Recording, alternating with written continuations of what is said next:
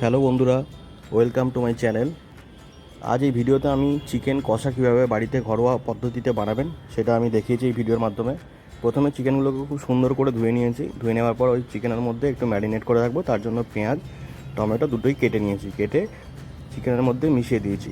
মিশিয়ে দেওয়ার পরে কি করবেন, আপনি ওর মধ্যে একটু তেল দেবেন, সরষের তেল, একটু নুন দেবেন, একটু হলুদ গুঁড়ো, একটু লঙ্কা গুঁড়ো, যা যা মশলা আছে, ঠিক আছে। চেষ্টা করবেন ধনে গুঁড়ো আর জিরে গুঁড়ো দুটোই দেওয়ার, তাহলে টেস্টটাও খুব ভালো হবে। আর এটাকে আমি এখন ভালো করে মাখবো, ভালো করে মেখে ম্যারিনেট করে রাখবো। এটাকে ম্যারিনেট করে রাখলে চিকেনটা খুব তাড়াতাড়ি সিদ্ধ হয়ে যাবে এবং গ্যাসটাও কম পুড়বে। আর চিকেনটা এইভাবে বানালে টেস্টটা পুরো অন্যরকম হবে।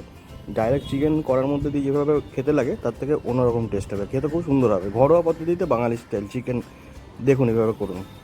দেখুন চিকেনটা আমি ম্যারিনেট করে রেখেছি একদিকে। এদিকে আমি একটু তেল দিয়ে ফোড়ন দেবো, তার মধ্যে তেজপাতা, একটু শুকনো লঙ্কা দুটোই দেবো, দিয়ে ফোড়নটা দেবো। ফোড়নটা দিতে দেওয়া হয়ে গেলে ফোড়নটার মধ্যে একটু জিরে গুঁড়ো, গোটা জিরে দেবেন, ঠিক আছে। গোটা জিরে দেওয়ার পরে এর মধ্যে একটু পেঁয়াজ দেবেন। পেঁয়াজটাকে একটু লাল লাল করে ভেজে নেবেন। লাল লাল করে ভেজে নিলে কী হবে, পেঁয়াজটা থেকে জলটা আছে ওটা বেরিয়ে যাবে। তারপরে একটু ওর মধ্যে টমেটো দেবেন। টমেটো দেওয়ার পরে ডাইরেক্ট মাংসটাকে ওর মধ্যে দিয়ে দেবেন, যে ম্যারিনেট করা মাংসটাকে ওর মধ্যে দিয়ে দেবেন। ভালো করে কষাবেন। এইভাবে কষাতে কষাতে দেখবেন মাংসটা অনেকটা সিদ্ধ হয়ে গেছে। এর মধ্যে আলুগুলোও দিয়ে দেবেন।